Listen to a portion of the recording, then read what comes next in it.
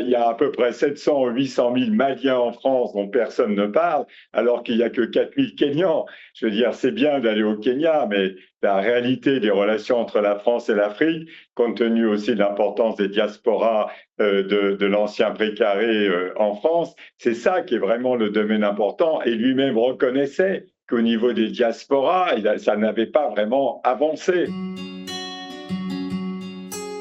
Fondamentalement, c'est aux Africains de prendre leur destin en main dans tous les domaines. C'est vrai pour le Mali, c'est vrai pour l'AES, c'est vrai pour tous ces pays qui doivent effectivement prendre leurs responsabilités. Il n'y a rien de plus anormal ou de plus bizarre au fond que d'avoir des armées étrangères, même si elles sont partenaires, durablement sur votre sol. Donc c'est tout à fait légitime d'aller vers cet agenda qui sera un agenda effectivement de souveraineté, d'intérêt général, en partenariat avec des acteurs anciens, des acteurs historiques, etc. Il faut peut-être espérer que ce sommet soit une étape et une de plus peut-être déterminante vers ce qu'il faut souhaiter, c'est-à-dire une banalisation des relations entre la France et le continent africain, c'est-à-dire une relation débarrassée de cette charge passionnelle, voire coloniale d'ailleurs. Il faut peut-être que cette relation, soit débarrassée définitivement de cette charge-là, qu'elle soit moins particulière et qu'elle devienne une relation ordinaire,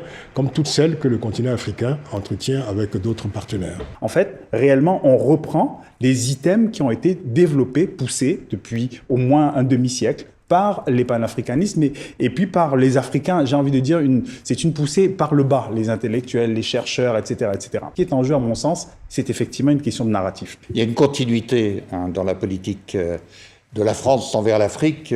Donc il y a tout ce bousculement de ces événements qui sont liés à des dynamiques endogènes à l'Afrique et qu'un président étranger, quel qu'il soit, doit absorber, doit essayer de comprendre et amender sa doctrine au fur et à mesure que ça reste.